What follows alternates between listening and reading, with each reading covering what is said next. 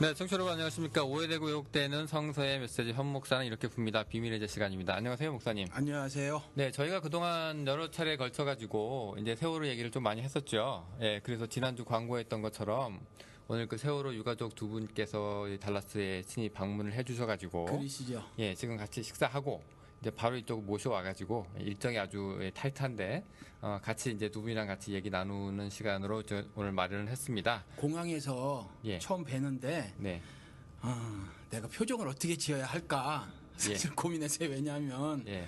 이거 웃으면서 맞아드려야 하나. 그렇지, 아무래도 유가족인데. 예, 슬픈 얼굴하고 연기를 좀 해야 하나. 예. 그런데 생각 밖으로 밝게 오셔서 그러게요. 예, 그래서 조금 지금도 웃으면서 저희가 이렇게 마음이 계시거든요. 편해요. 예. 예. 그래서 지금 최윤민 어머님하고 그다음에 이재용 어머님 지금 이름표 달고 계신데 두 분 지금 같이 앉아 계십니다. 인사 좀 나누시죠. 안녕하세요. 예, 안녕하세요. 반갑습니다. 네, 지금 두 분 나오셨어요. 근데 그 아까 보니까 식사할 때도 보니까 말씀들을 되게 잘하셔요. 예, 원래 이렇게 잘하셨어요? 아니면 어떻게? 아니죠. 저는 50년 넘게 살도록 마이크 한번 잡아본 적이 없는 사람입니다. 아, 근데 두 분 마찬가지로? 예.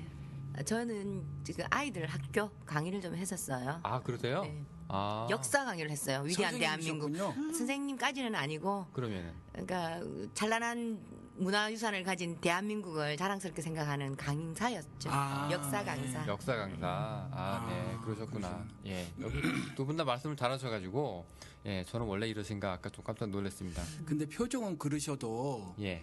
속에 왜 슬픔이 없으시겠어요. 근데 그럼요. 우리 듣기로는 뭐 느낌으로는 그래요. 이게 그냥 단순히 슬픔보다는 막 울분이 섞인 슬픔이라는 거죠. 어떻게 생각하세요, 영우 씨? 뭐 그렇죠. 근데 지금 보니까 두 분 표정을 아까 제가 보고 좀 많이 놀랬던 게 아주 화사하게 웃고 들어오셔가지고 저희가 진짜 손님 맞기가 정말 좋아요. 자식은 아니지만 제가 어머니 돌아가셨을 때 제 어머니가 돌아가셨는데 제가 끝이에요. 그래서 정이 남다른데 저희 어머니가 제가 군대까지 갔다 오고 난 이후에 이렇게 아프셨는데 당신 무릎에 제 얼굴을 대게 하시고 2시간, 3시간 이렇게 쓰다듬으셨어요. 제가 이제 성인인데도 불구하고 그런 어머니를 잃었는데 조금 시간이 지나니까 잊혀지더라라는 거죠. 그런데 이 세월호 때 아이를 잃은 어머니들의 슬픔은 현재 진행형이에요. 제가 이거를 사실 많이 생각을 해봤어요.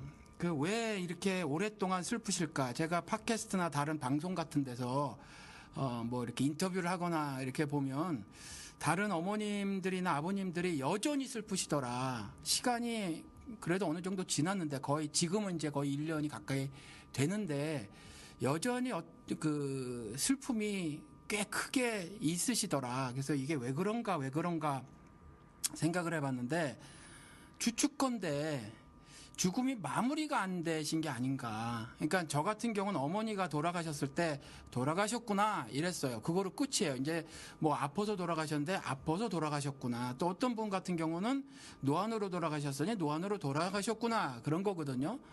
그런데 이번에 세월호로 가족을 잃으신 분들은 그게 또 달라요. 특별히 이제 저도 딸이 셋이지만 뭐 딸바보잖아요. 영호 씨 아시다시피. 그런데 자녀를 잃으신 어머니들은 특히 아버지들도 마찬가지지만 어머니들 사랑이 좀 큰 것 같아요. 제가 제 아내랑 봐도. 근데 이게 죽음이 마무리된 게 아닌 것 같아요. 느낌에. 네, 그렇죠. 예, 이게 슬픔이 지금까지도 이렇게 크게 있는 건 이게 죽음이 진행형이다. 라는 생각이 들어요. 그러니까 지금 이 먼 데까지 이렇게 오시고 해외여행이 처음이시라고 또 이렇게 말씀도 하시고 그러는데 이게 뭐 놀러 오신 거가 아니란 말씀이죠. 그래서 이런 좀 안타까움인데 이걸 우리가 나름 기독교 방송이라고 하는데 우리 지금 달라스에 교회가 200개 정도가 있잖아요. 근데 다 외면한단 말이죠.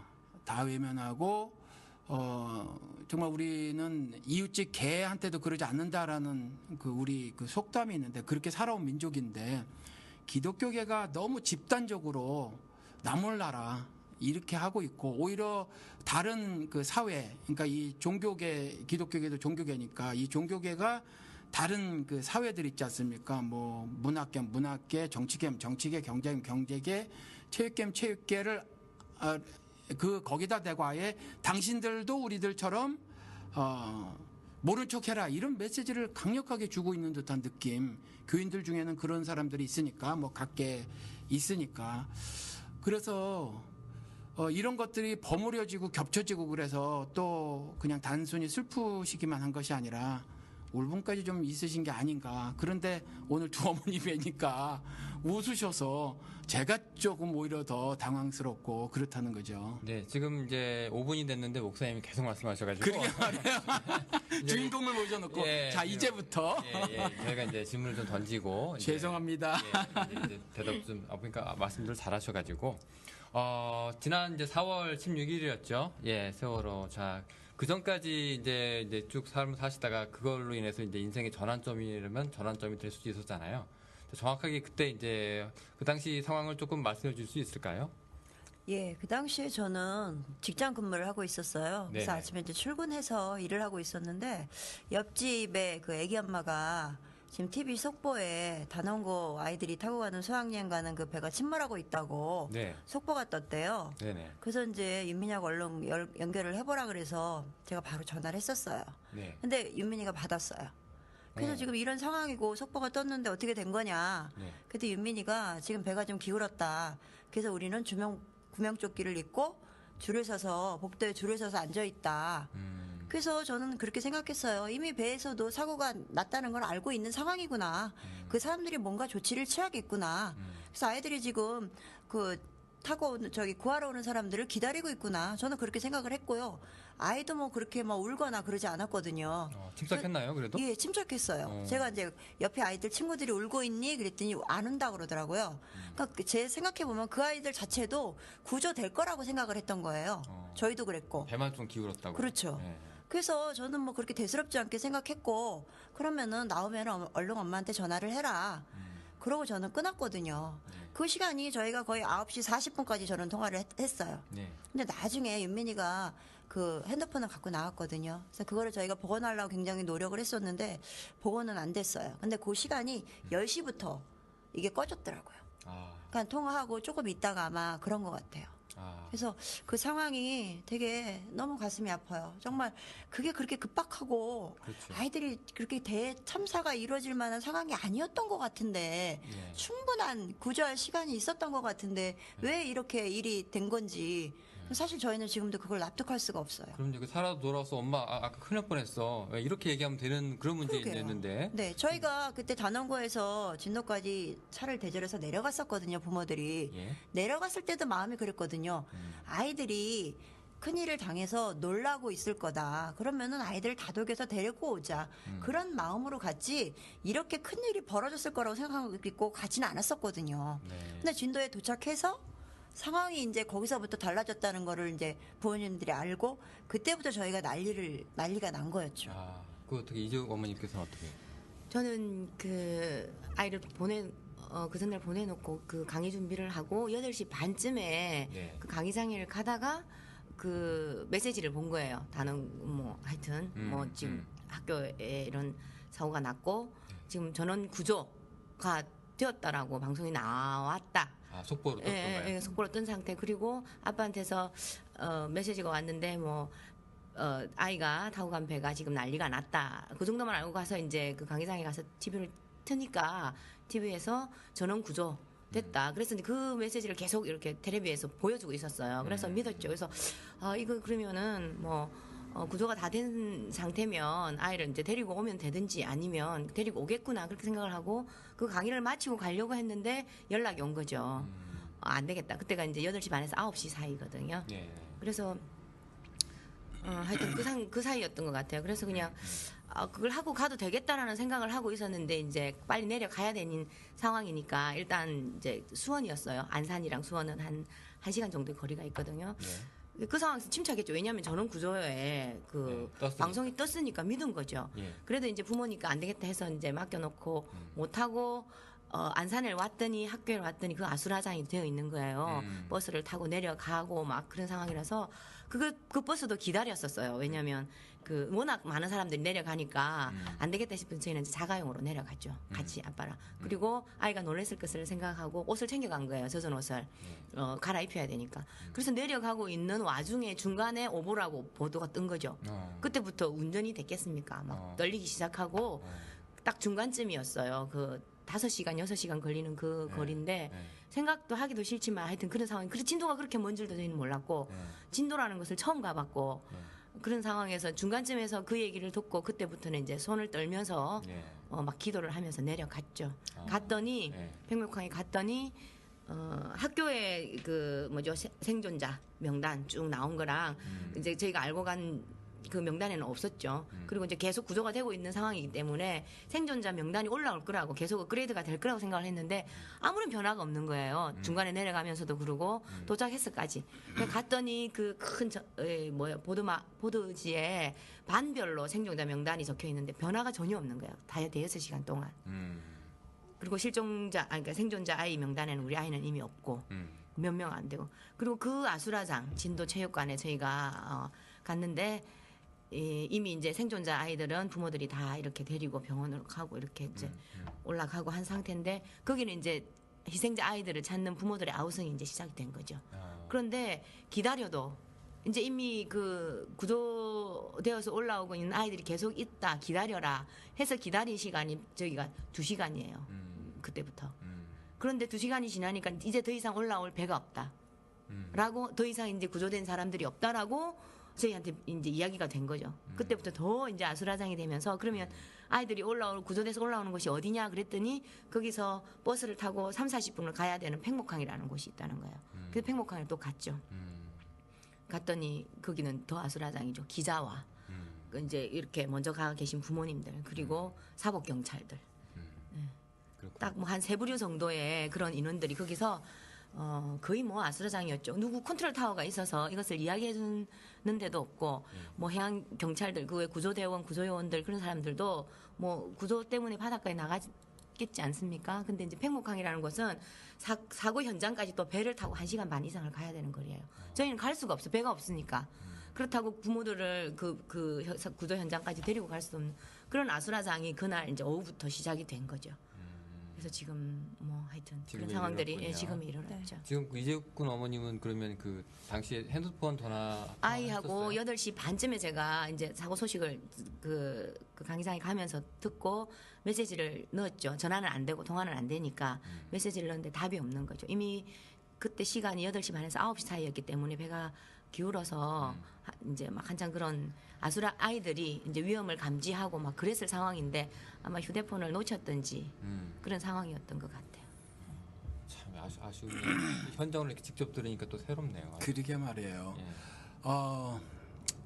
지금 이제 시간이 거의 1년이 다 돼 갑니다. 제가 처음에 이제 아직도 여전히 슬프시고 또 슬픔이 그저 슬픔이 아니라 울분이 섞인 슬픔이다 이렇게 말씀을 드렸는데 사실은 그래도 좀 변화가 아무래도 좀 있지 싶어요. 조금 우리 방송 녹음 시작 전에 뭐 이렇게 덤덤하다 우리 윤민희 어머니께서 그렇게 말씀하셨는데 처음하고는 그래도 좀 변화가 있으시죠? 어떤 변화가 좀 생기신 것 같아요? 심정적으로? 처음에는 윤민이가 없다는 게 저는 그게 받아들여지질 않더라고요. 납득이 네, 안 되고. 그러시죠. 물론 지금도 그런 건 있어요. 아직도 아까 말씀하셨듯이 이게 세월호가 끝난 게 아니라 중간이잖아요. 네. 그러니까 아무것도 밝혀진 게 없기 때문에 제가 윤민이가 없다라는 걸 받아들이질 못해요. 그러니까 제가 머리로 가슴이 납득이 안 되는 상황이거든요. 그래서 제가 물론 1년 전하고 지금하고 보면은 제 삶은 완전히 180도로 바뀌었어요. 제가 1년 전에 이러고 다닐 거라고는 생각을 안 했었거든요. 그렇지만은 지금 저희는 분명히 부모로서 해야 될 일이 있어요. 왜 사고가 났는지, 왜 해경은 아이들 한 명도 구조해주지 못했는지, 그거에 대해서 저희는 가장 큰 의문이 있거든요. 그걸 풀어야 해요. 그러니까 저희는 지금 1년이 아니라 2년, 3년이 걸려도 그거는 저희가 부모로서 해야 될 당연한 일이거든요. 해야만 해야 되는 일. 그렇죠. 근데 이게 한국 사회하고 저희들은 이제 미국에 사는데 요런 점들이 저도 이제 한국에서 살았었고 군대 갔다 오고 난 다음에 미국이었는데 요런 점들의 차이가 있는 것 같아요. 여기에서 가정폭력이 있으면 작아도 그것을 그냥 개인 문제로 안 치고 사회 문제로 인식을 해서 공권력이 바로 개입을 하거든요. 그런데 여기서도 이제 인터넷으로 한국 TV를 보면은 그것이 알고 싶다 뭐 이런 프로그램을 보면 한국에서는 정말 심각한 가정폭력도 신고를 해도 여전히 사회 문제가 아니라 뭐 개인 문제로 그렇게 치부해버리는 그런 일들이 아직 있는 것 같더라고요. 그래서 이런 그 시각도 여전히 지금 있지 않는가. 그러니까 이 세월호 참사 같은 경우가 뭐 어떻게 단어 사용을 하느냐에 따르겠지만 사고는 사고란 말이에요. 근데 사고는 사고인데 사고를 사건으로 만들었다라는 거죠. 뭐 실수가 있었던 고의로 했던 뭐 배수명을 연장해서 뭐 과실이 있다고 하더라도 사고는 사고인데 이걸 사건으로 만들어 버렸다라는 거죠. 그런데 여전히 그 일각의 시각에서 일각인지 뭐 한 절반은 되는지는 모르지만 세월호에 탑승하고 있었던 그 가족만의 문제로 인식하고 있는 사람들 수도 적지 않은 것 같아요. 이 부분에 대해서 사실은 이전부터 한국 사회에서 좀 생각의 교정이 필요하다고 생각을 하고 있었는데 직접 이제 이 일을 겪으셨으니까 좀 하실 말씀 있으실 것 같아요. 이것을 사고로 본다면 네. 사실 안전불감증으로 치부할 수 있어요. 왜냐하면 네. 워낙 그런 사고들이 많이 났었으니까요. 그런데 세월호 사고는 사고가 아니고 사건이라고 이야기할 수밖에 없는 이유가 사고가 났어요. 네. 근데 그것을 해결하는 과정을 보면 사건으로 만들었어. 맞아요. 왜 해경이 아이들을 구조하는 과정에서 그 선장과 선원을 먼저 구조를 하고 그들을 해경집에 재워서 그리고 이제 이 원인을 밝히는 데 있어서 교감 선생님을 먼저 취재를 하고 그런 부분들이 너무나 상식 이하라는 거죠. 그렇죠. 그냥 상식 이하예요. 네. 지나가는 개가 들어도 웃고 지나갈 수 있는 그런 사건의 그 해결을 하고 있었던 거죠. 그리고 하여튼 지금 재판 과정도 마찬가지지만 그래서 그런 부분들이 너무 이해가 안 되고 그다음에 그렇게 할 수밖에 없는 이제 예를 들자면 흐름을 보면 결국에는 그렇잖아요. 우리가 이야기하는 뭐 정경유착에 의한 안전 규제 완화 이런 또 이제 깊이 있는 법적인 문제까지 이렇게 쭉 들어가다 보면 이게 또 정치제하고 또 연결이 되더라고요. 그래서 세월호 사건은 저희는 아이를 잃은 부모들이에요. 유가족이에요. 이들이 왜 우리 아이가 잘못됐는지 그것도 한두 명도 아니고 300명이라는 우리 미래잖아요. 탄탄한 우리의 미래를 그냥 생방송으로 꼬르륵 수상을 시킨 것을 전 국민들이 보고 전 세계가 봤단 말이죠. 근데 그것을 해결하는 과정이 너무나 상식 이하로 이해가 되지 않기 때문에 이런 문제들이 계속 이렇게 불거지는 것 같은데 이것을 저희 부모는 그냥 부모의 입장에서 왜 그런지 이유를 알고 싶다. 네. 그 이유만 밝혀달라 제발. 그러고 다니는데 이것을 주변 많은 세월호를 둘러싸고 있는 세월호 사건을 둘러싸고 있는 모든 그런 분야에서 다 그냥 자기 분야대로 해석을 해서 해석을 해버리고 판단을 해버리고 종교든 정치든 문화도 마찬가지라고 생각을 해요. 그런 식으로 세월호가 조명되는 게 너무너무 안타깝죠. 세월호 사건은 해결된 게 하나도 없기 때문에 가장 근본적으로 기본적인 부분에서 시작해서 이 문제를 해결하지 않으면 절대로 해결되지 않고 그다음에 우리 사회가 절대로 한 발 더 나가서 변화될 수 없다고 생각을 합니다. 그냥 톡 깨놓고 지금 현재 집권 여당하고 정부 이쪽에서 이 세월호 참사를 유족 그러니까 그 가족의 문제로 보고 있다고 생각을 하세요? 아니면 사회의 문제라고 보고 있다고 생각을 하세요? 정부에서 세월호 문제를 이거를 그냥 유가족만의 그 가족만의 그 관계된 사람들만의 문제라고 생각을 하고 있는지 그들이 아니면 이걸 사회의 문제라고 생각을 하고 있는지 어떻게 생각하시냐고요? 저희들 입장에서는 네. 제가 생각하기에 아무것도 모르는 제가 부모인 입장에서 1년 과정을 쭉 지켜본 걸 보면 정부는 이 사건을 이미 결과를 내놓은 것 같아요. 그 결과 그들이 정한 이 사건을 어떻게 해결할 것이다 라고 정해놓은 그 룰에 따라서 저희를 이렇게 그냥 끌고 가는 것 같아요. 시간 끌기, 그다음에 뭐 언론에 제대로 보도 안 되는 부분들, 그다음에 진실을 덮으려고 하는 부분들, 뭐 재판 과정, 이런 지금 일련의 과정들을 보면 너무나 그 진실과 동떨어진 부분에 있어서 이렇게 이 해결을 해 나간단 말이죠. 예. 그리고 너무 답답하게 하고. 그러면 지금 미국까지 오셨는데 누구에게 이런 말씀들을 하시고 싶으셔서 미국까지 오신 건가요? 아니면 한국에서도 그냥 간담회를 진행하셨고 그다음에 또 1인 시위도 하시고 제가 성함은 잊어먹었는데 청와대 앞에 가서 1인 시위를 하시려고 했었는데 그분이 좀 몸이 많이 아프셔서 누가 대신 다윤이 엄마. 다윤이 엄마 맞아요. 그런 일도 하시면서 누군가에게 계속 메시지를 전해 주시려고 한단 말이죠. 누구에게 전하시려고 하는 건가요? 저희가 깨우고 싶은 분들은 국민들이죠. 그러니까 지금 뭐 세월호 지겹다. 아직도 세월호냐 하시는 분들 많으세요. 하지만은 그분들이 세월호에 대해서 그 자세한 상황을 몰라서 그렇게 말씀하시는 거지 이 세월호 같은 일은 누구나 당할 수 있는 일이거든요. 그렇죠. 사실 저도 1년 전에 제가 당할 거라고는 한 번도 생각해 본 적이 없어요. 그러니까 그런 것들. 이것이 남의 일이 아니라는 거 그런 것들을 저는 국민 여러분한테 말씀드리고 싶고 이번에 세월을 이 일을 해결함으로써 우리나라가 안전에 대해서 다시 한번 생각할 수 있는 그런 일이 됐으면 그런 기회가 될 수 있었으면 하는 저희 생각이고요. 좀 더 앞으로 나가서 좀 안전한 나라에서 살고 싶어요. 그럼 문제 해결을 그 국민들과 함께 하시려고 하는 건가요? 아니면 지금 여기까지 보면 정치인들하고 이야기를 좀 하시고 또 아니면 그 밖에 관계된 어떤 그 사회 조직에서 힘이 있는 영향력 있는 사람들하고 이렇게 했는데 지금 저 같은 경우를 제가 보기는 뭐 하나 제대로 사실 이루어진 것도 없고 해요. 그러면 사실 그들과 계속 대화를 시도를 한다는 것 자체가 어찌 보면 큰 의미나 소득을 얻지 못하지 않을까 근데 그런 생각도 저희가 있는데 지금까지 굉장히 평범한 엄마 아빠들이에요. 네. 그래서 저희가 뭐 전문적으로 무슨 인권 운동을 하던 사람들이나 시민 운동을 하던 사람들이 아니에요. 그래서 그동안 1년 동안 물론 여당 야당하고 그 특별법 때문에 굉장히 밀고 당기기를 많이 했었거든요. 근데 사실 저희가 그분들을 당할 수가 없어요. 그래서 어떻게 보면 뒤통수도 몇 번 맞았고 그랬었어요. 근데 정치권하고 상관없이는 아무것도 이루어지진 않아요. 우리나라에서는. 모든 것이 정치하고 연관이 되고 특히 저희 같은 경우는 또 이게 정치하고 연관이 안 될 수가 없잖아요. 저는 그렇게 생각해요. 그분들하고 만나야 돼요. 얘기도 해야 돼요.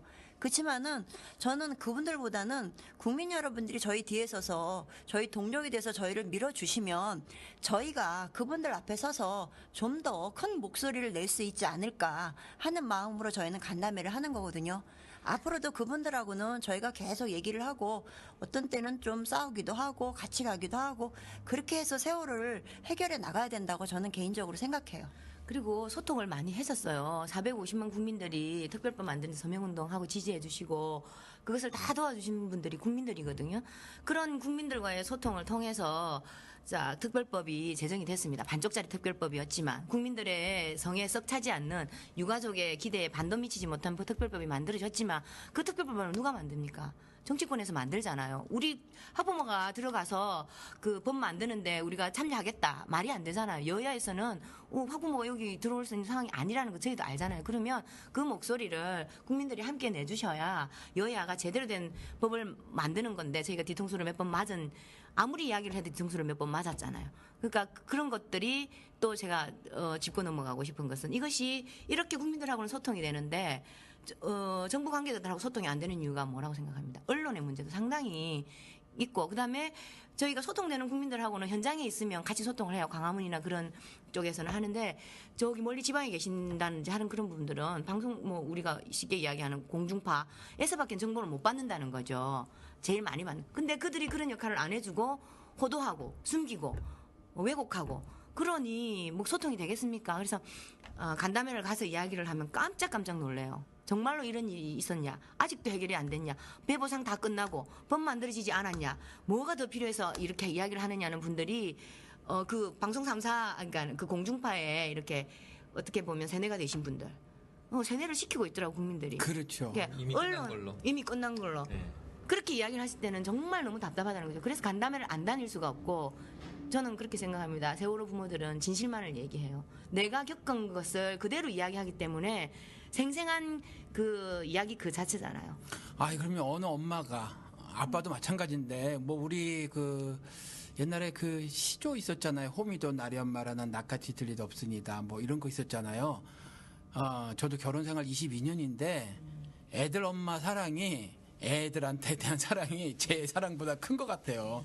어느 엄마가 아이들 죽음을 가지고 그렇게 하겠어요. 저는 그 상식적으로도 그런 상상을 하는 사람, 한국 요즘에 뭐 사람하고 짐승이 사는 사회라면서요. 그건 짐승이 나는 생각이고, 영호 씨가 한번 우리 좀 한 발짝 떨어졌으니까 그래도 생각을 한번 해보십시다. 영호 씨한테 한번 물어봐야 되겠다. 세월호 이런 것뿐만이 아니라 이전에도 보면 참 한국 사회에서 답답한 일들이 굉장히 많이 벌어졌었는데, 매번 그 국민들이 우리나라 사회를 변해왔지,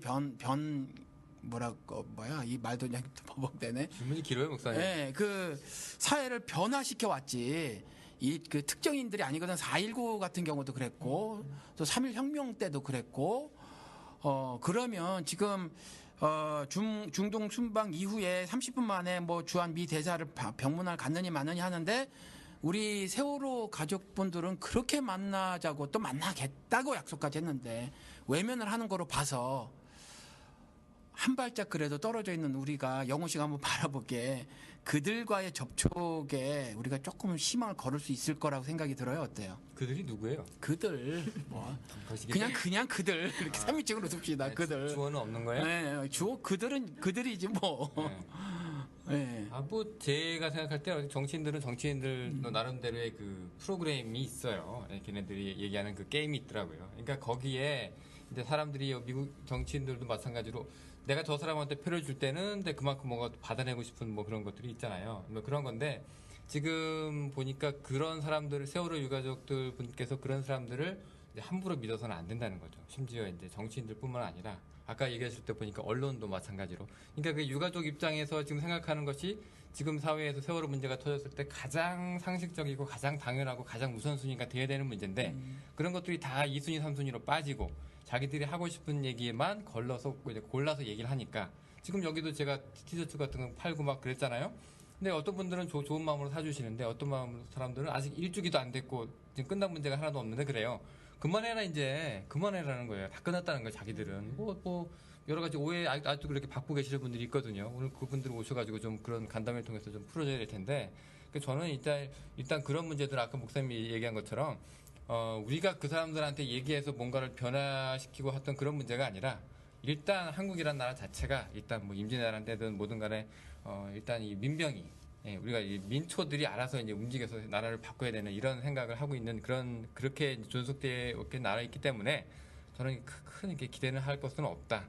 그냥 우리가 그래서 나는 우리 지금 어머님 두 분이 지금 여기까지 오셔서 우리 밥도 같이 먹고 그랬는데 희망을 주세요. 희망을 주세요. 아니 그러니까 그 윗사람들하고는 이제 희망 가질 게 별로 없으니까 우리끼리 얘기니까 말을 해보는 건데 우리끼리 다 하자는 거지. 투쟁 방향을 투쟁 방향을 이상하네. 아니 뭐 어차피 그 인생은 투쟁이니까 뭐, 파이팅이라고 합시다.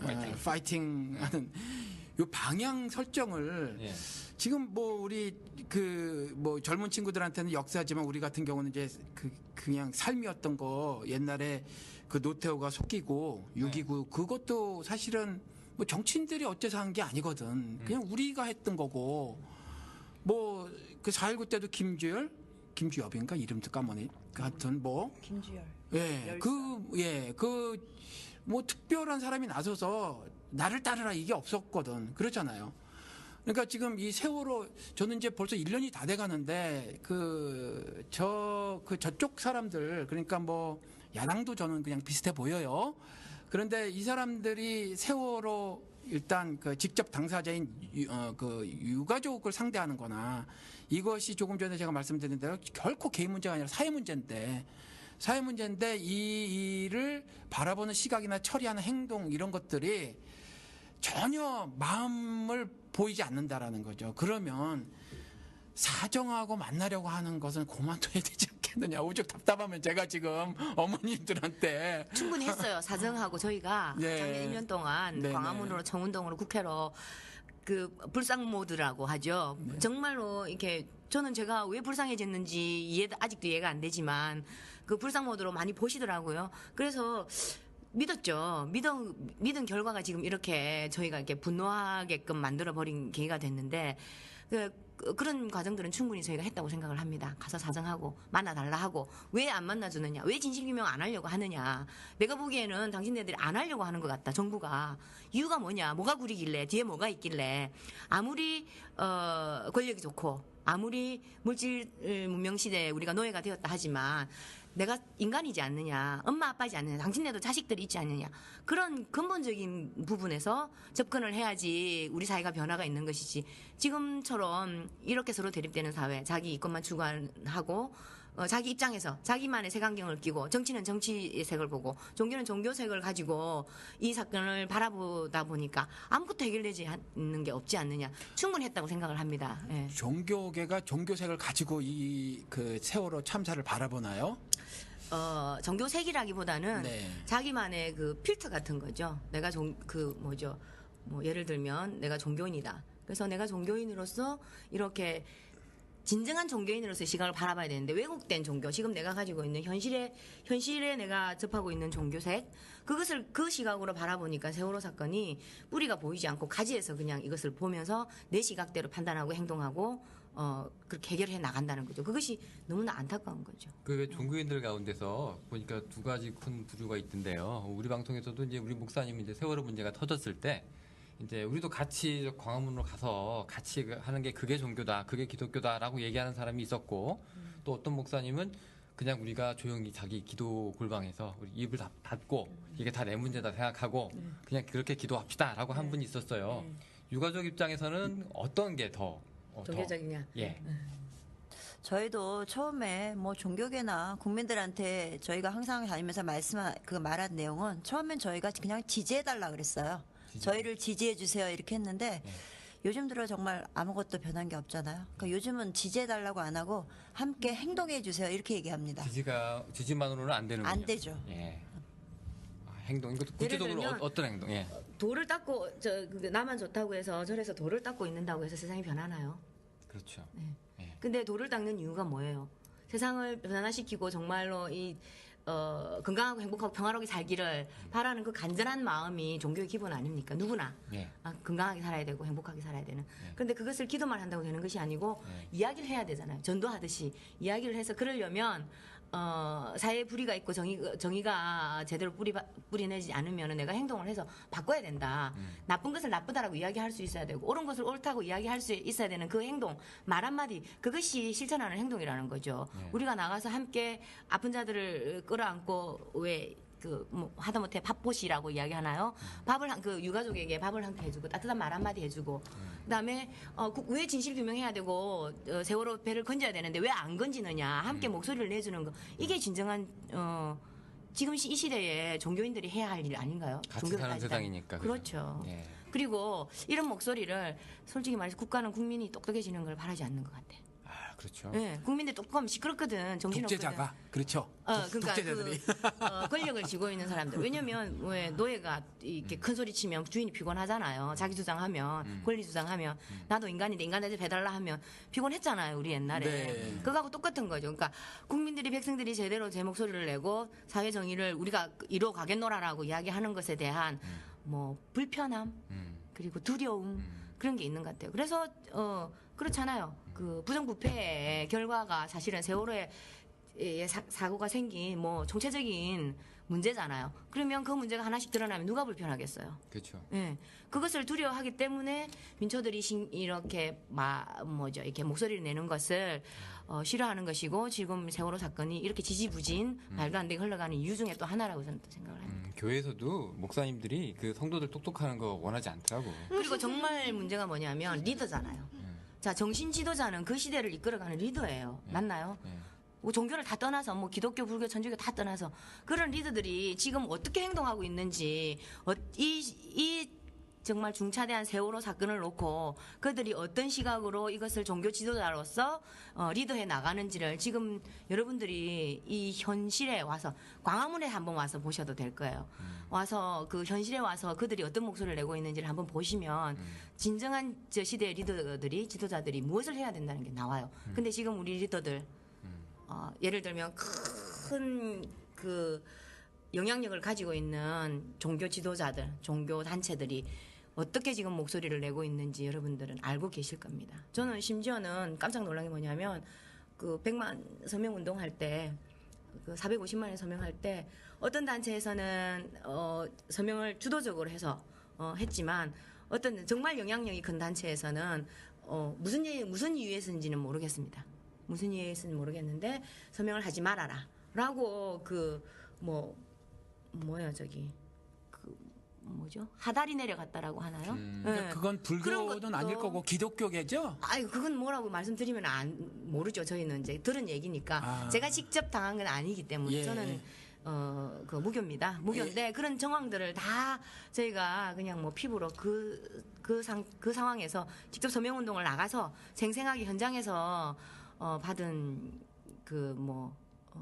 하여튼 그런 상황들이었으니까 알죠. 근데 그런 짐작컨대 것들? 충분히 네. 그런 일들이 벌어질 만한 것이 한국 기독교계고요. 또 우리 이 방송 제목이 비밀 해제거든요. 뭐 설명을 하면 좀 긴데 우리 쪽에서 봤었을 때 풍문인 거 있잖아요. 사실처럼 막 방송하는 방송이에요. 그러니까 근데 저쪽에서 거짓말 하잖아요. 조중동에서.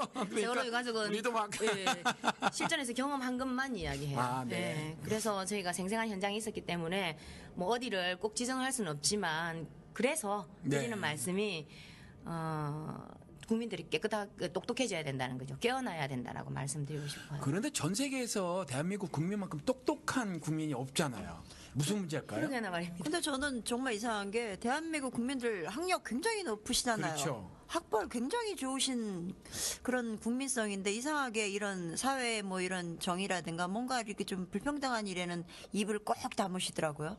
가방끈 긴 거하고 삶하고는 별로 차이가 틀린가요? 없는 다른 것 같아요. 가방끈이 길려면 또 학교에서도 또 굉장히 그 교수들과의 관계라든가 처세를 잘해야 되나? 그럼요. 그런 그런가요? 것도 학적인 것도 그런 게 또 있어가지고요. 네, 아무래도 무조건 가방끈 기는 것이 똑똑하다라고 하는 것은 조금 차이가 있는 것 같습니다. 네, 뭐 오히려 우리가 소통 이야기하는데 소통은 실천이 아니면 소통이 안 돼요. 그렇죠. 직접 만나서 이야기하지 않으면 소통이 안 돼요.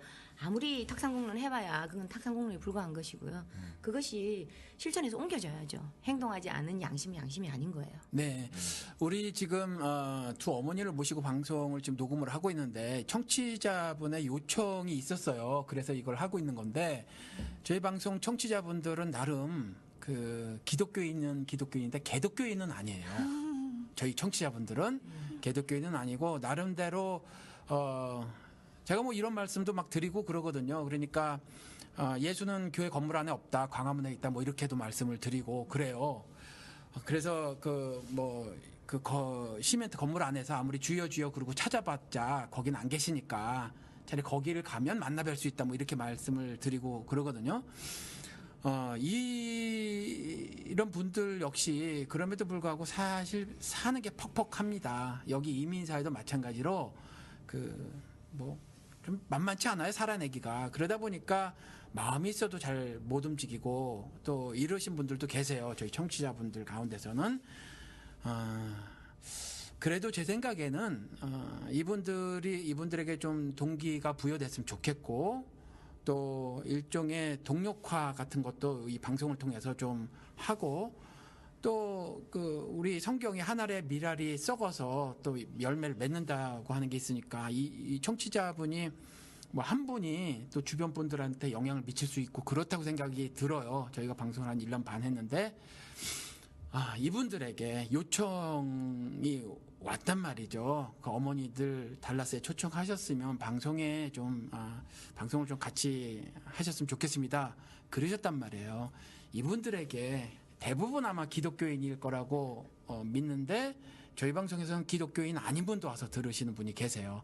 그러니까 이분들에게 좀 이와 같이 어마어마한 이 대한민국에 일이 벌어졌는데 물론 다른 일도 굉장히 많지만 조금 아까 말씀하신 대로 이 세월호 이 참사는 한국 사회에 한국 사회가 가지고 있는 모든 악하고 더러운 것들 그리고 고쳐져야 될 모든 문제들을 다 갖고 있어요. 이 세월호가 제가 보기는. 그러면 이제 이것이 굉장히 상징적인 의미도 있는데 오죽하면 청취자분들이 욕을 하셨단 말이에요. 이분들에게 그래도 지금 여기까지 오신 그 목적도 동기도 있으시니까 좀 두 분이 좀 한 말씀씩 해주셨으면 좋겠어요. 글쎄요, 저는 그렇게 생각합니다. 저희는 사실 이 해외에서 저희가 와서 이렇게 얘기할 수 있는 기회가 또 있을 것 같진 않아요. 이게 굉장히 힘든 일이거든요. 그러니까 저희는 국내에서 저희가 할 일을 다 하겠습니다. 그럼 여기 계신 교민들은 제가 알기로 여긴 뭐 SNS 같은 거를 많이 하시는 것 같더라고요. 그냥 그런 거로 많이 좀 퍼뜨려 주시고 세월의 진실에 대해서 좀 퍼뜨려 주시고 또 저희가 사실 그 저희 가족협의회가 홈페이지를 지금 개설을 했어요. 근데 그 홈페이지에는 저희가 이제 영어를 못하니까 한국말로 다 돼 있거든요. 그래서 거기를 저희 가족들 소식이라든가 뭐 앞으로 어떻게 하겠다라는 계획 같은 거를 다 써놨는데 그런 거를 좀 홈페이지를 좀 들어가셔서 거기에 있는 거를 뭐 자막으로 이렇게 좀 번역 영어로 하셔가지고 저희 한국 사람뿐만 아니라 영어권을 쓰는 모든 그 세계의 사람들이 다 세월에 대해서 알고 쉽게 관심을 가질 수 있게 그렇게 좀 하는 작업들을 여기 계신 분들은 뭐 그거는 시간 많이 필요 없으실 것 같아요. 그러니까 그런 조그만 노력이라도 좀 충분히 해주시고 예 아직 아마 우리가 그런 일은 가능할 거라고 보여요. 여기 그 미주의 시민단체 중에서 정의와 상식을 추구한 사람들은 정상추라고 있어요. 이게 다 그러니까 지금 이게 그 여기서 이제 직업을 갖고 계신 분들 가운데서 뭐 전문직에 종사하시는 분들 뭐 이런 분들 모여가지고 주로 이제 외국 언론들 있지 않습니까? 외국 언론에 난 기사들을 한국말로 번역을 해서 계속 한국 사회에 던지는 그룹이에요. 그러니까 아마 제 생각에는 한국에 있는 어떤 언론보다 외국의 소식을 가장 많이 전달해주는 시민 단체라고 보는데 뭐 사람 수는 많잖아요. 정말 애들 쓰고 계시거든요. 그런 분들이라든가 이번에 지금 LA를 다녀오셨잖아요. 네. 그런 일이 만약에 이제 이렇게 조인이 되면 그래서 조금 허락을 해주시면 유가족 측에서 좀 허락을 해주시면 그 일을 감당하실 분이 충분히 계시라고 봐지고 사실 우리 방송 같은 경우도 미주의 청취자들보다 한국의 청취자가 훨씬 많습니다. 훨씬 많은데 이 전문 용어인데 말이죠. 가나안 성도란 말이 있습니다. 가나안 성도가 뭐냐면 그 가나안이 가자지구 그쪽을 가나안이라고 하는데 이스라엘이 뭐 이집트를 탈출해서 거기 들어가고 뭐 이런 기록인데 가나안을 거꾸로 말하면 안 나가예요. 그러니까 교회에 실망을 하고 교회를 안 나가시는 분들이 굉장히 많습니다. 그러니까 저희 청취자 여러분들은 대개가 그러신 분들이 많아요. 교회를 다닌다고 하더라도 교회가 뭐 이따위야 이러신 분들이에요. 거의 다가. 그러니까 한국에 계시고 주 청취자분들이 그리고 뭔가 갑갑한데 혼자 힘으로는 안 될 것 같고 그래서 뭔가 어떤 사람이 좀 나서주기를 바라고 같이 힘을 합하길 바라고 그러신 분들이거든요. 그래서 저희가 약간의 동기부여는 한 거라고 지금 생각이 들어요. 근데 동력화하기에는 저희 둘이 지금 달라스에 있어서 그 쉽지도 않고 그래서 이럴 때 또 우리 그 두 분께서 그런 분들에게 사실은 예수 믿는 사람들이라는 것이 예수 정신으로 살아가는 거 아니냐. 그래서 바깥에서 봤었을 때 이런 점들은 이렇고 저런 점들은 저렇다라는 좀 말씀을 좀 해주시면 이분들도 좀 뭔가 도전을 좀 받지 않을까. 청취자 여러분들이 그런 생각이 들어요. 저는 사실 네. 이렇게 나서서 이렇게 세월호를 알리고 싶지 않았어요. 왜냐면 아이가 잘못되면서 저도 함께 잘못됐거든요. 왜냐면 아이는 부모의 전부잖아요. 특히 그렇죠. 엄마의 전부잖아요. 그래서 아이가 갔을 때 저도 갔다고 생각을 하고 주저앉아 있었는데 그렇게 있다 보니까는 그러니까 엄마로서의 나의 그 책임감, 책무 그리고 내가 한 사람이 인간인데 한 사람이 인간으로서 아이가 갔다고 해서 내가 내 삶도 같이 버려야 돼 하는 그런 자괴감의 그 시간들이 굉장히 많이 길었었어요. 그러니까 충격이 컸던 만큼 그만큼 또 이제 그 보상 시간이 많이 컸던 기간인데 가만히 생각해 보니까는 이 아이를 그냥 죽여서는 안 되겠더라고요. 예. 그래서 살려야 되겠는데 어떻게 살릴까 생각을 하다 보니 진실 규명밖에 없는 거예요. 그렇죠. 진실이 밝혀지는 그것이 이 아이를 살려내는 과정이더라는 거죠. 이것이 10년이 걸리고 20년이 걸릴지 몰라요. 그 과정에 있어서 내가 정말로 아이를 살리고 싶은 네가 엄마라면, 네가 부모라면 이 아이의 가치를 이런 식으로 수상시켜서는 안 된다. 세월호의 침몰은 대한민국의 침몰이라고 저는 생각을 해요. 그리고 양심의 침몰이에요.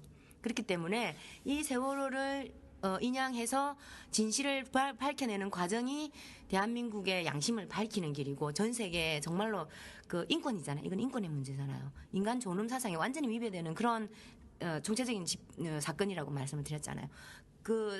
전 세계에 있는 인권주의자들, 예를 들면 인권주의자들이 함께 살아날 수 있는 방법은 이거밖에 없는 거예요. 그래서 아이를 살릴 수 있는 방법, 그것은 세월호의 진실을 밝히고, 그래서 나중에 이 아이들이 정말 살고 싶었던 우리 후세들에게 물려줘야 되는 그런 안전한 나라, 그것을 만들어가는 기폭제가 이건 내가 해야 될 일이다, 내 사명이다, 그런 생각이 들면서 힘이 나기 시작한 거예요.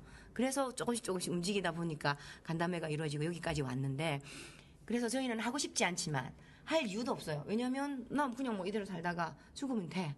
뭐 다음 세대가 뭐 어떻게 살든지. 근데 그건 아니라는 거예요. 그래서 우리가 함께 아파하고 공감을 형성하는 부분이 바로 이런 부분 아닙니까? 그래서 저희가 피를 철철 흘리고 정말로 그 방패도 없이 총을 맞은 사람이 다시 칼을 맞는 이런 상황들이 계속 반복되면서 유가족들이 이렇게 힘겹게 가고 있을 때 옆에 계신 분들이 함께 해주시고 도와주시고 저희 절대 쓰러지지 않습니다. 그것만큼은 저희가 장담할 수 있어요. 왜냐하면 부모기 때문에. 그렇죠. 네, 그것은 누구나 다 공감하는 겁니다.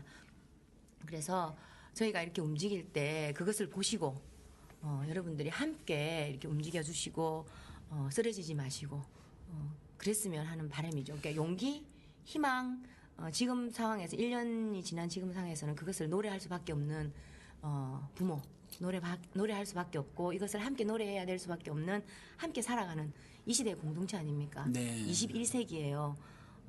이 시대를 우리가 어떻게 조명을 해서 제대로 역사를 만들어 놓느냐에 따라서 우리 후손들은 우리를 그렇죠, 판단하겠죠. 네. 부끄럽지 않는 후손에게 정말로 떳떳한 그런 이 시대의 역사를 함께 그려갈 수 있는, 그래서 그게 대한민국뿐만이 아니에요. 세월호 유가족 문제뿐만이 아닙니다. 지금 이것을 함께 겪고 계시는 우리 대한민국에 계신 국민 여러분들 깨어나셔야 되고요. 그리고 정말 가슴 졸이면서 마음 아파하면서 내 나라 내 조국, 그죠? 내가 태어난 나라가 위대한 이 나라가 잘 되기를 바라는 해외 동포 여러분, 그리고 이 시대의 인권이 짓밟히지 않고 정말 우리가 인간으로서 함께 살아갈 수 있는 공동체, 지구에 있는 모든 사람들이 함께 이렇게 마음을 써주시고 에너지를 모아주시고 해서 그런 사회를 만들어야 되는 것이 지금 우리의 숙제라고 생각을 합니다. 네. 그래서 함께 했으면 좋겠습니다. 재욱이 어머니께서 사명 말씀하시고 그 사명이라는 단어를 사용하시고 그 다음에 우리 그 사회를 좀 더 건강하고 정의롭고 또 사람 사는 세상으로 만드는 것이다 이렇게 말씀을 하셨어요. 우리 기독교인들 사명이라는 단어 엄청 쓰잖아, 영우 씨. 아이고, 좋아. 사명, 뭐 비전, 뭐 이런 단어들 엄청 사용하잖아. 어쩜 좋아 우리들. 개념을 좀 다시 정립을 해야 될 것 같은데. 예. 이런 게 설명이지 딴 거 아니라고. 예. 네, 얘기를 좀. 영호 씨 한번 얘기를 해봐. 그 사명에 대해서 우리 기독교인들을 어쩜 좋아요. 지금 말씀하신 대로 살려고 노력을 하는 게 제가 볼 때 뭐 굳이 성경에서 있는 뭐 하나님의 말씀 찾는 그런 의미가 아니라 이렇게 있는 그 유가족들의 얘기 듣고 이 사람들이 얘기하는 게 이제 정말로 우리가 성경에도 그런 말들이 있잖아요. 왜 지극히 작은 자에게 하는 것이 뭐 나에게 하는 것이다 이런 얘기도 있고, 그다음에 또 같이 우는 사람이랑 같이 울어주는 거 뭐 이런 것들이 사랑이잖아요. 그러니까 우리가 요대로만 같이 이들과 함께 이제 힘이 돼서 이제 지원을 해준다면 뭐 하나님 나라가 멀지 않았다. 그러니까 세계 선교 이런 거 웃겨. 그 옆에 그렇죠? 유가족 두고 뭐 왜 나갑니까? 아니 그게 말이야. 세계 선교는 무슨 그딴 비전이 뭐가 필요할까 싶어. 며칠 그죠? 가가지고 뭐 죽을 뻔했다 이게 다잖아요. 이게 뭐예요? 네, 제가 설교를 하면서 그랬어요. 우리 뭐 몇 명 되지도 않지만 가야 옳은데 사실 가야 옳은데 가지 못할 사정 때문에 그 어머니들이 오시는데 이유가 그 우리 아들 우리 딸 잃어서 마음이 아파요. 위로해 주세요. 한번 안아 주실래요? 한번 위로해 주실래요? 그리고 뭐 또 우리 내뿐만이 아니라 또 우리 이웃들도 또 이런 일을 닥칠 수 있으니까 우리 함께 우리 엄마들 좀 조심하십시다. 우리가 사는 사회에 좀 이런 사고가 나지 않게 좀 조심하십시다 하는 이야기를 서로 그냥 편하게 나누시려고 올 때 우리가 나 몰라라 하면 안 되지 않습니까? 라고 설교 시간 한번 얘기를 했거든요. 우리 지금 청취자 여러분들 이게 황 목사의 비밀의 제인데 성경에 비밀이라고 써 있습니다. 그게 다 사람 사는 이야기지만 그 안에 하늘 비밀을 담아놨다. 그래서 근데 그걸 잘 못 깨달으니까 그냥 성경에서 돈 읽고 성공 읽고 출세 읽고 심지어 그래서 더러운 성공, 비겁한 출세 같은 거 막 하는 거 지금 기독교에서 그러고 있는 거거든요. 그거 원래 성경 뜻 아니거든요. 근데 그냥 뭐 잘된 인간 보면 그거 갖고 여러분들 이거 보세요. 이렇게 잘 됩니다. 이렇게 지금 설교를 해서 그렇지 그거 아니거든요. 불교도 아니고 아니라고 생각이 드는데 지금 있는 사람들이 정치인들이잖아요. 예, 교회 가가지고 인맥 이루어가지고 지금 정치하고 있는 계신 분들. 그러니까 국회의원 70%가 기독교인이라고 답한대. 모 교회 다니는 사람들. 왜 70%가 예. 자기는 기독교인이라고 답을 한대요. 예, 그러고 이제 미치겠어. 소통이 안 되잖아 유가족이랑. 아니 난 그 인간들 요 앞에다 놓고 내가 저거 좀 해봤으면 좋겠어. 뭐 해부? 예. 신앙적으로 좀 해부를 해봤으면 좋겠어요. 그래서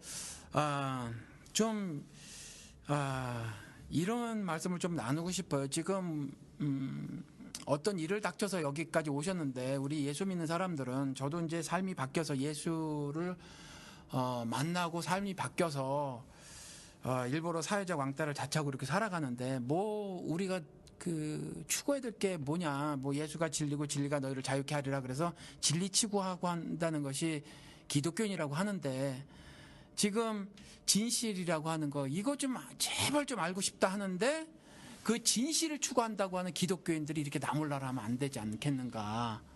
그래서 뭐 한꺼번에 2가지 아니면 10가지 일을 뭐 할 수 있는 것도 아니고 또 누구나 다 위인들이어서 큰 일을 할 수 있는 거는 아니니까 그래도 조금 한국에 계시면 거리도 가깝고 또 시간도 사실은 뭐 옛날에 우리 그 선생님이 그랬는데 뭐 취미가 독서 말이 안 된다고 시간을 일부러 내야 된다고 이렇게 말씀하시던데 시간을 일부러 만들고 작정을 하고 목적을 가지고 목표를 세워서 이 정말 종합 범죄 세트 같은 이 일을 개선해내고 또 진실을 반드시 밝히는 일에 기독교인이 좀 나서줘야 된다라는 거죠. 그래서 청취자 여러분들께 이런 말을 좀 드리고 싶네요.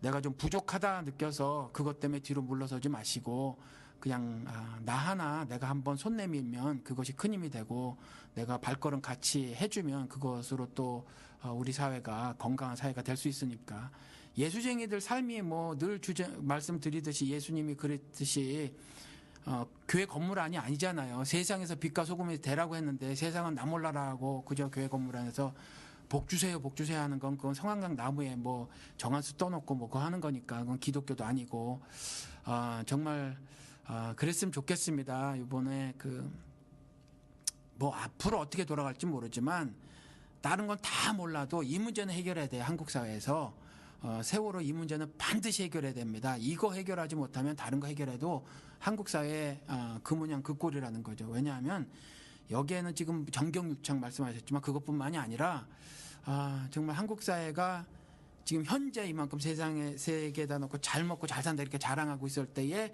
가려진 그 어두운 부분들이 다 담겨 있다는 거죠. 다 담겨 있어서 정말 세상에서 빛과 소금이 되기를 원하시는 우리 비밀 해제 청취자분들은 당장 내일로 미루지 마시고 오늘 당장에 광화문도 좀 나가시고 어떻게 하면 내가 저들과 같이 호흡을 할까 또 어떻게 하면 내가 조금이라도 힘이 되고 위로가 돼줄까 좀 이런 생각을 하셨으면 참 좋겠습니다. 구체적으로 어떻게 도와드리면 제일 좋을까요? 유가족분들한테 이 한국에 글쎄. 계신 분들은. 저는 개인적으로 제가 가장 싫어하는 말이 가만히 있어라. 이런 말 제가 굉장히 싫어하거든요. 그러니까 지금은 가만히 있을 때가 아니에요. 지금 이 방송을 보시는 분들도 그냥 가만히 저희만 지지한다는 생각만 하지 마시고 저희랑 같이 행동을 하셔야 될 때라고 저희는 생각하거든요. 국내에 계신 분들은 강화문에 농성장도 나가보시고 안산 분향소도 와보셔서 저희 아이들 얼굴도 좀 봐주시고 팽목항에도 좀 가보시고 그래서 저희들 만나서 저희 얘기를 좀 들어보시고 그러셔서 판단을 하시고 생각을 하시는 게 저희 입장에서는 저희는 떳떳하거든요. 저희가 굉장히 할 말이 많아요. 그러니까 저희를 만나서 저희 얘기를 들어주시고 또 그리고 저희랑 같이 행동해 주시면은 이 나라가 내 아이들이 살아갈 이 나라가 그래도 조금은 변하지 않을까? 그렇잖아요. 저는 윤민이 말고도 딸이 둘이나 더 있어요. 그 아이들은 그 나라에서 결혼을 하고 아이를 낳고 그렇게 살아갈 나라거든요. 근데 이대로는 안 될 것 같은 거예요. 불안해서. 그러니까 뭔가 이번 기회에 비록 저는 아이를 한 명 잃었지만은 나머지 아이들은 좀 더 편안한 마음으로 안전한 나라에서 살아갔으면 하는 마음으로 어쩌면 제가 지금 이 기류에 서 있는지도 몰라요. 제가 뭐 어느 정도까지 할 수 있을지는 모르지만 제가 엄마로서 저는 최선을 다하고 싶습니다. 그렇게 얘기하잖아요. 우리 기독교인이라고 말씀하셨길래 제가 드리는 말씀인데 내 안에 하늘이 있다. 내 안에 주 예수가 강림하시니 나를 통해서 역사하시겠다고 하셨거든요. 그러면 내가 지금 주님을 대신해서 역사를 하시는데 만약에 주 예수님이라면 지금 무엇을 선택하고 어떻게 하시고 계실까를 한 번쯤은 뭐 기독교인뿐만이 아니고요. 대한민국에 있는 전 세계의 모든 사람들이 한 번쯤은 그 물음에 스스로 답을 해야 된다고 생각을 합니다. 그래서 제가 말씀드리는 것은 행동하지 않는 양심은 양심이 아니라는 거죠. 그렇죠. 지금은 행동할 때라는 거예요. 네. 그래서 사실 우리 방송에서 한국에서 존경받는 어느 목사님이 계세요. 큰 교회 목사님. 그러니까 지금 기독교인들 사이에서도 용문 목사님 누군지 알거든요. 그냥 그 교회 교인분들은 욕을 먹어도 그냥 그 교회에 남아있지만 다른 교회 교인들은 그 목사님들 욕 먹고 있는 거 알아요. 그런데 그런 게 아니라 모든 기독교인들에게 존경받는 어떤 목사님이 계세요. 근데 이 방송에서 아니지만 다른 방송에서는 제가 실명을 매번 거론을 하거든요. 근데 그 목사님이 그렇게 말을 했었어요. 이럴 때일수록 나서지 말고 골방에 들어가서 기도를 해야 된다 그래가지고 제가 그거를 2회에 걸쳐서 그건 신앙 아니다고 이렇게 말을 한 적이 있어요. 그러니까 지금 한국 기독교가 존경받는 분이거든요. 많이 존경받는 분인데 지금 그래요. 뭐 나이는 그렇게 많지는 않아도 50대인 것 같아. 예, 50대인 것 같은데 그런 것 같은데 그래서 거의 지금 기독교계가 이 모양이에요. 그래서 지금 너무나 그 말씀을 잘해 주셔서 윤민이 어머니께서 다 느끼고만 있거든요. 지금 다 느끼고만 있는데 우리 비밀의 지청자 여러분들 움직이십시다. 리더가 네. 골방에 앉아 있으면 그 리더를 따르는 사람들 다 골방에 앉아 있겠죠. 아니, 그러니까 그 리더가 예. 여러분들 예. 다 골방에 들어가서 그래 버린 거예요. 그러니까요. 근데 그 리더가 나를 따르라. 예. 그랬으면 그래서 예를 들어 강화문 나가서 우리 피켓 시위라도 하자 아니면은 100만 서명 운동이라도 하자 했으면 그를 따르는 진도들은 다 그렇게 했을 거라는 거죠. 그래서 리더가 어떤 역할을 하는지가 정말 중요하다. 네, 맞습니다. 보니까 요즘에 좀 언론이 언론 역할을 제대로 못했잖아요. 유가족 보기에도 굉장히 답답해서 그러다 보니까 또 본의 아니게 세월호 유가족 분들께서 이제 오해도 많이 막 받으시고 그러더라고요. 이게 주로 제가 들을 수 있는 오해가 뭐냐면은 이제 뭐 쟤네들 이렇게 농성하는 이유는 보상금을 더 받아야 되기 때문에 저렇다라거나 뭐 또 그리고 나서 뭐 그 유가족들 뭐 특례 입학 아까 얘기하셨던 뭐 그런 문제들 이런 거 가지고 되게 막 걸고 넘어지고 굉장히 곱지 않은 인상 보내시는 분들이 있거든요. 그 유가족분들 직접 오셨으니까 이제 그런 오해들 한번 시원하게 한번 풀어주시고 가시죠. 글쎄요. 특례 입학은 저희들하고 해당 사항이 없어요. 네. 저는 이미 아이를 잃었는데 대학 갈 아이가 없어요. 네네. 근데 저희가 특례 입학을 바랄 이유가 없죠. 예. 그거는 그냥 상식적으로 생각해 보셔도 아실 것 같은데 그거는 저희하고 상관이 없는데 마치 유가족이 원한 것처럼 예. 그렇게들 소문이 나셨더라고요. 네. 그거는 뭐 전혀 아니고요. 네. 또 배보상 문제 같은 경우도 뭐 지금 전혀 저희가 배보상 받은 것도 없고 네. 지금 이제 나라에서 시행령을 만들고 있는 중이에요. 그러면 이게 이제 올 연말쯤 돼가지고는 거의 뭐 어느 정도 이제 이 가닥이 잡힐 건데 지금 저희는 뭐 정부 측에서 전혀 받은 게 전혀 없습니다. 네. 근데 그 얘기가 어디서 나오는지는 모르겠지만은 그 언론이 항상 이런 문제를 저희가 알기 전에 먼저 터뜨리더라고요. 아, 그래요? 그러니까 굉장히 자극적인 부분들. 그리고 실제적으로 지금 진행되고 있는 상황을 이야기하는 것이 아니고 그 진행될 것이라고 뭐 미리 감지를 하시고 어디서 나왔는지 배보상에 대한 금액 저희는 뭐 그렇게 어마어마한 금액이라고는 뭐 어쨌거나 그들이 이야기하는 그 어마어마한 금액을 저희가 이야기한 것도 아니에요. 그 나중에 방송 보고 알았어요. 그 이것이 지금 뭐 하여튼 흘러가는 그 방향이라는 거죠. 흐름인 거고. 완전 유가족을 완전 마음을 막 흔들어 놓는군요. 그런 사람들이, 언론들이. 왜 그렇다고 봐요, 영호 씨? 모시고 도대체 뭐 때문에 무슨 억하심정이 있어가지고 이럴까요? 뭐 물을 좀 이쪽에서. 물을 좀 흐리는 거 아니겠습니까? 이렇게 여론을 호도시키려고. 그러니까 여론을 왜 호도시키냐 이거지. 왜 도대체 이 그 자식을 잃은 그 가족이 있단 말이에요. 그리고 이것이 단순히 그 가족만의 문제가 아닐 텐데 이렇게까지 왜 행동을 할까? 예를 들어서 이 사람들이 누구 편에 서는 거예요. 그게 누구고? 아니 그러니까 천하람 건지듯이 예. 뭐 돈이 없어서 못 건진다는 건 말이 안 돼요. 그럼 그냥 누구한테 물어보지도 않고 그냥 쑥 건졌으니까. 그것도 막 지금 몇 조 이렇게 막 허튼 소문이 막 들더라고요. 몇 조 아니거든요, 그거.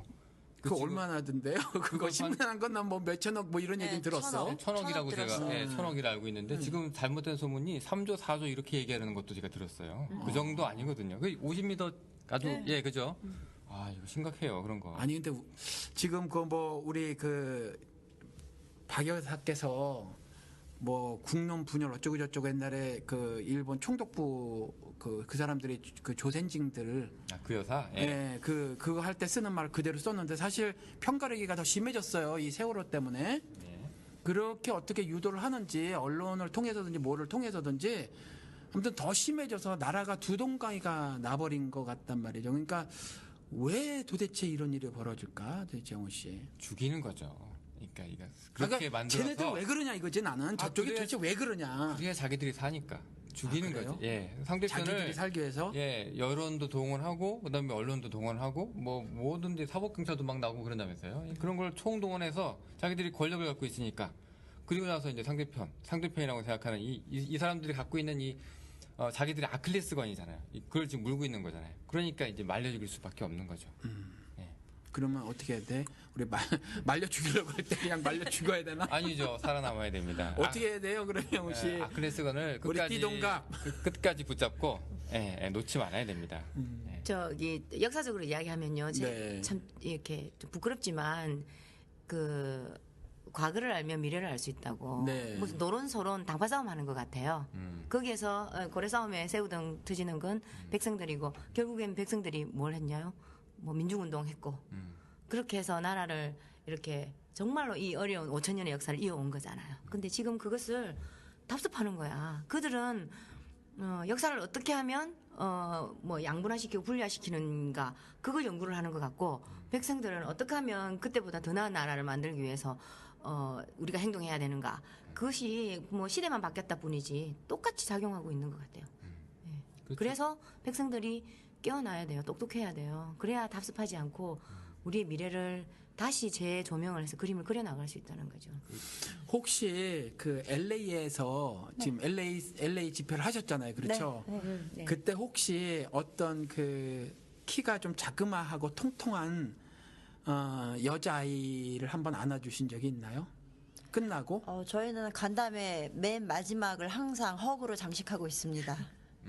기억이 안 나시는 수 그렇죠. 있겠네. 너무 네. 많이 안 와서. 예. 왜 목사님 거의 따님이 안 계세요? 아니 그래서 보냈거든요. 거기 좀 가보라고 LA에 학교를 다녀요. 그랬더니 그 이제 들으셨대요? 예? 들으셨대요? 오셔서? 예, 다이빙 벨서부터 다 봤는데 예. 이제 남자친구가 갔답니다. 갔는데 그 저희 딸만 해도 아빠가 이러니까 좀 기동량에서 좀 들은 게 있거든요. 뭐 동의를 하든 동의를 하지 않던. 그럼에도 불구하고 아빠 이런 줄 몰랐어. 그러니까 아빠 이런 줄은 몰랐어. 아빠가 왜 사람들이 박근혜를 그렇게 싫어하는 줄 몰랐어. 몰랐는데 이제 알았다는 거예요. 그러고 나서 같이 간 그 남자 친구애가 그 친구 남자인 것 같대. 남자친구가 아니라 남자친구인지 친구 남자인지 아무튼 그런데 걔는 더욱 몰랐던 거예요. 처음 들은 거예요. 저희 딸만 해도 이제 아빠가 이러니까 계속해서 듣는 게 있었는데 걔는 처음 들은 거예요. 그러니까 우리 애들도 여기서 태어났고 뭐 그러니까 사실 뭐 별로 듣고 본 게 없단 말이죠. 근데 걔 같은 경우도 사내인데 눈물을 흘렸고 그리고 몰랐다. 그러니까 굉장히 충격을 받았다. 내 모국이 이랬나라는 거죠. 그래서 아마 이제 걔가 다니는 학교에 걔가 속한 그 공동체 뭐 우리 애 같은 경우는 이제 그 기독교인 그룹을 2군데 조인하고 있고 또 다른 뭐 있는데 뭐 거기에 이야기가 전달이 될 것이고 또 그 남자애는 자기 그쪽의 학교에 또 전달이 될 것이고 그럴 것 같아요. 왜냐하면 둘 다 충격을 먹은 거예요. 아빠가 말한 게 이게 그냥 뭐 만화책 이야기가 아니구나. 이게 정말 생사람 잡는 이야기였구나를 진짜 본 거예요, 이번에. 그래서 거기가 똥통하고 조그만해, 혹시. 본 것 같기도 하고요. 엄마가 안아주셨어, 이렇게. 그럼 알아줬을 겁니다. 예, 그러더라고요. 저희가 청춘 열차라고 해서 네. 한국에 있는 대학생들에게 세월호 이 사건을 이제 알리고 그 팽목항까지 열차를 타고 현장을 갔다 오고 이제 추도를 하고 하는 그런 과정이 있었어요. 근데 거기에 어떤 젊은 청년이 대학생이 와서 이제 자기가 나눔을 하는데 세월호 사건 일어나고 나서 처음에는 마음이 너무 아팠다. 그런데 이제 대한민국의 청년들의 현실이 미래를 걱정해야 되고 공부를 열심히 해서 나가서 뭐 좋은 직장 찾아야 되고 그래서 열심히 하면서 해외 여행을 왔다든가 유학을 왔다든가 그래요. 갔더니 그 외국인 친구가 그러더래요. 거기서 그 해외에서 야 니네 세월호라는 사건이 있었는데 그거 어떻게 진행되고 있니? 뭐 이렇게 물어보더래요. 그건 자기가 대답을 못했다는 거예요. 그래서 야 이런 부분들이 지금 진행되고 있고 그게 진실이 안 밝혀져서 그렇게 움직이고 있다는데 네 나라 이야기인데 왜 네가 몰라? 그 얘기를 하길래 너무나 충격적이었고 그냥 한마디로 쪽팔렸다는 거죠. 그래서 한국에 돌아와서 그 친구가 그 여행을 포기를 했다든가 하고 나서 와서 그 청춘열차를 탄 거예요. 그래서 알아보기 시작하면서 자기가 너무나 미안하고 죄송하고 하다고 이 어머님들이 부모님들이 이렇게 움직이고 이 사고가 정말 그 당사자들만의 문제가 아니고 내 문제고 내가 살아가야 할 앞으로의 문제인데 너무 몰랐다. 단순히 그것은 너무나 개인적인 부분. 나는 내 삶에만 충실했다. 그러면 되는 줄 알고 살았다. 라고 그런데 그런 얘기를 가족들도 아니고 바깥에서 외국인 친구한테 그 얘기를 들었을 때 너무나 부끄러웠다. 그래서 지금부터 제가 열심히 하겠습니다. 그렇게 해서 깨어나는 거라는 거죠. 예. 네, 그런 과정들이 지금의 우리 일련의 과정이라는 거예요. 그래서 지금 굉장히 귀한 일을 하고 계세요. 아까 사명이라는 말 저희 기독교인들이 너무 잘 쓰는 말인데 또 오히려 부끄럽고 지금 뭐 아이를 잃으셔서 그거에 대해서 어떤 위로의 말씀을 전해드릴 수 없죠. 사실은 뭐 저도 애를 키워 아빠니까. 그런데 그 슬픔을 넘어서 일을 이렇게 진행해 나가시니까 뭐 오셔서 뭐 놀러 오신 것도 아니고 지금 뭐 굉장히 피곤하실 텐데도 일을 계속 진행하시니까. 그런데 우리 당장에 제 딸만 해도 그리고 제 딸의 남자 친구만 해도 벌써 그 영향을 주신 얼굴도 기억하지 못하시지만 그러신 것이라 굉장히 좀 중요하고 가치 있는 일을 하고 계신 거고 저는 이런 그 노력들이 절대로 헛되지 않을 거라고 믿습니다. 한국 민족이 그래요. 제가 보기에는 항상 우애가 더럽고 악했어도요 민중들이 바꿨던 것 같아요. 크게 잘 살았는지 안 살았는지는 역사를 잘 모르지만 그래도 어려운 일이 있었을 때 우리가 힘을 합하고 우리가 그래서 항상 그래왔기 때문에 아마 유가족분들의 어떤 그 핵이 되실 것 같아요. 그리고 이제 주변에 사람들이 더 아마 환경도 바뀌겠죠. 앞으로 바뀔 거고 지금 뭐 대놓고 뭐 이제 뭐 그 무슨 유인물 같은 것도 뿌려진다면서요. 한 정권 비판하는 뭐 그래서 제 생각에는 우리 포기만 하지 않는다면 충분히 승산이 있을 거라고 생각이 듭니다. 저희들끼리 하는 얘기가 있어요. 잘못 건드렸다.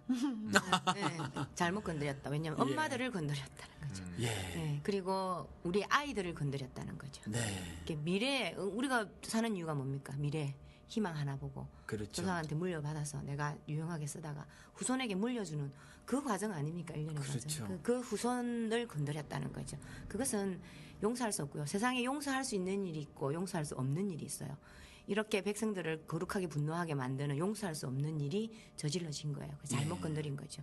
반드시 결과가 나올 겁니다. 저는 그렇게 생각해요. 요구사항이 있으시면 뭐가 있으실까요?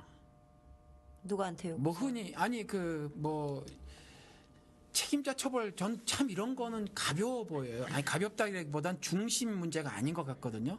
그래서 어떤 예를 들어서 뭐 이 일에 직접 영향력을 행사하는 정치권이라든가 아니면 뭐 국민 다수에게 뭐 국민 다수가 참여해 주는 거 말고 정말 뭐 책임자 처벌 이런 거 말고 좀 어떤 요구 사항이 있으시면 뭐가 있으실까요?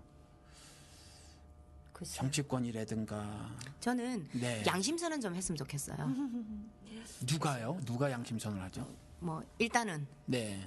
그 절대 권력자께서 부끄럽지 않게 역사에 기록될 거 아닙니까? 기대하세요. 기대를 떠나서 네. 일말의 양심이 있다면 그 조그마한 양심 선언 해주셨으면 좋겠고 그 어느가 양심 선언을 하면 그 줄줄이 고구마 뿌리처럼 여지껏 숨기려고 했던 부끄러워했던 분들이 그래도 조금이나 양심 선언하려고 마음을 먹지 않겠어요?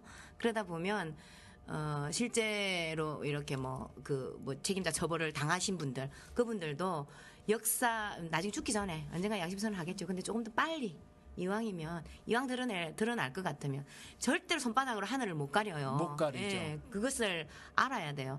3대가 멸종당할 일이고요. 9대가 멸종당할 일이에요. 자기가 무슨 짓을 저질렀는지를 알아야 돼요. 그것을 자각하는 게 양심선언인데 그것을 못하고 계시는 것 같아요. 안 보이시는 것 같아요.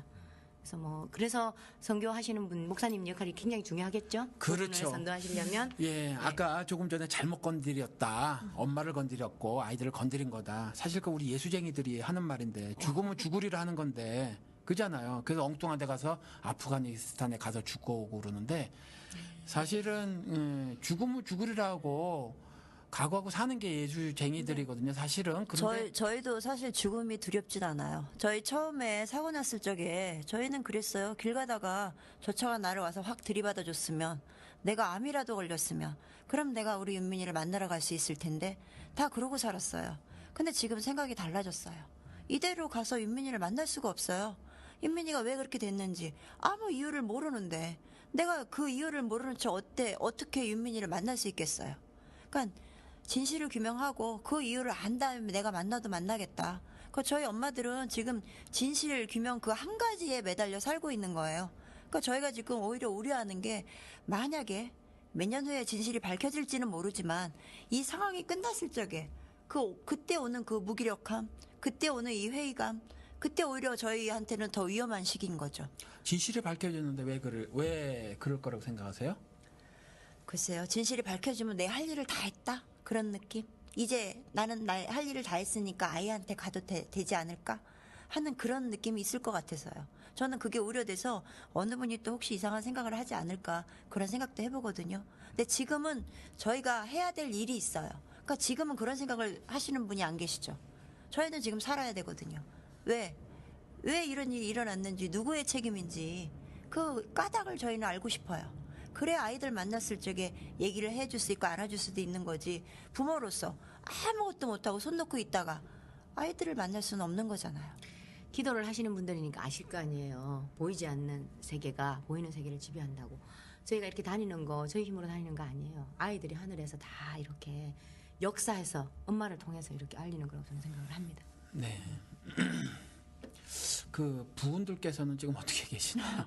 저희 같은 경우는요. 애기 아빠하고 저하고 큰딸하고 3명이 지금 세월호 일을 하고 있거든요. 식구가 지금 4인데 마지막 윤민이 바로 위에 언니만 직장 생활을 하고 3명은 지금 저희는 직업이 없어요.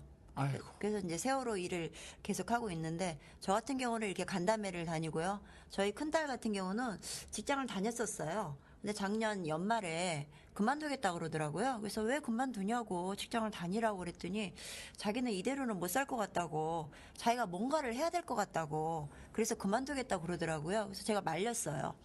엄마 아빠가 하는 걸로만 됐다. 너는 그냥 너의 길을 가라. 그러니까 저는 사실 그랬거든요. 윤민이를 떠나서 그 아이는 그 아이의 인생을 살았으면 했어요, 저는. 근데 그 아이가 그러더라고요. 자기는 이대로는 못 살 것 같다고. 너무 가슴이 터질 것 같아서 못 살 것 같다고. 그래서 자기가 할 수 있는 날 자기가 최선을 다해봐서 그래도 안 바뀌면은 자기는 이 나라를 떠날 거라고. 근데 그 전에 노력은 해보고 싶다고. 그렇게 25살 먹은 아이가 얘기를 하더라고요. 그래서 제가 말리지를 못했어요. 그래서 지금 저희 집은 3명이 다 세월호 관련 일을 해요. 그래서 실질적으로 아무도 돈 버는 사람이 없습니다. 아니 25살밖에 안 됐는데 인생 다 산 것 같은 그런 말을 그러니까 그 변수에 진을 친 것 같은 말을 그 하니까 아이들은 이미 팽목에서 너무 많은 것을 보고 느낀 거예요. 그러니까 저희가 우려하는 게 바로 그거예요. 저희 희생자 가족들의 형제 자매 아이들이 있잖아요. 그 아이들도 부모하고 같이 팽목에 같이 있던 아이들이 많아요. 그 당시에 저는 물론 제 슬픔에 겨워서 저희 아이들을 챙기지 못했어요. 오히려 저희 아이들이 저를 챙기는 상황이었었거든요. 근데 그 아이들도 너무 많은 것을 보고 느낀 점이 많았던 거죠. 그래서 너무 어린 나이에 그런 것들을 보게 한 게 아닌가. 괜히 아이들을 팽목까지 부른 게 아닌가 싶은 생각이 저는 이제야 뒤늦게 그게 약간 후회가 되더라고요. 이겨 나갈 수 있도록 뭐 애를 쓰고 기도도 하고 또 실질적인 그 뭐 어떤 조치도 취하고 뭐 더 그러니까 사랑하는 일이겠죠. 뭐 그렇게 해서 이겨 나갈 수 있도록 해야죠. 뭐 또 사람이 뭐 그렇게만 살겠어요.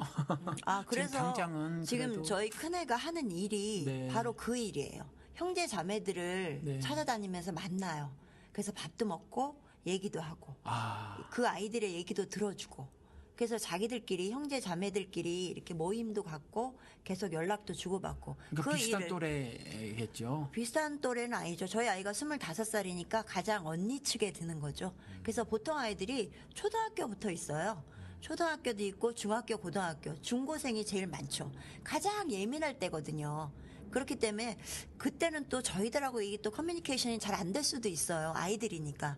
그래서 이제 우리 큰딸 같은 경우는 그 아이가 나서서 아이들을 만나고 다니고 밥도 먹이고 얘기도 들어주고 그런 작업을 많이 하더라고요. 그래서 지금 생각해보면 또 그런 작업도 굉장히 필요하고 누군가는 꼭 해야 될 예, 그런 일들이라고 또 생각이 드네요. 절대적으로 중요한 일이라고 생각이 드는데 근데 그거 돈은 어떻게 해요? 그 차비하고 그거 지금 저희는 다 사비로 쓰고 있습니다. 많이 벌어 놓으셨나요 그동안? 글쎄 말이에요. 누가 그러던데요. 돈도 없는 집 애들이 왜 수학여행을 제주도로 가느냐고. 저 맞아요. 경주로 들어봤습니다. 가지. 예, 저희는 예. 그런 사람들입니다. 그거 목사가 그랬다고. 목사놈이? 네, 그 목사예요. 그죠? 네, 목사예요. 어느 그 삐리리 목사가 있어요. 저 이름을 좀 까먹었는데 목사 맞죠? 맞아요. 네, 맞아요. 목사놈이 그랬네. 목사가 그랬어요. 이야, 그렇구나. 그리고 재욱이의 어머님은 그 부고는요? 제국이가 장손이에요. 네. 뭐 어쨌거나 대가 끊겼다고 하죠. 한국의 정서상. 네. 그러니까 아들의 몫을 다 열심히 살아야 된다. 당신이 아들의 역할도 하고 장손의 역할도 하라 해서 제가 직장으로 돌려보냈어요. 아빠는 나름 이제 그게 있는 거죠. 그러니까 아무리 봐도 제가 엄마인 제가 더 이제 이 진실 규명 이 일을 더 열심히 할 것 같으니까 본인이 이제 정리를 해서 가고 누나가 하나 있어요. 이제 3학년이거든요.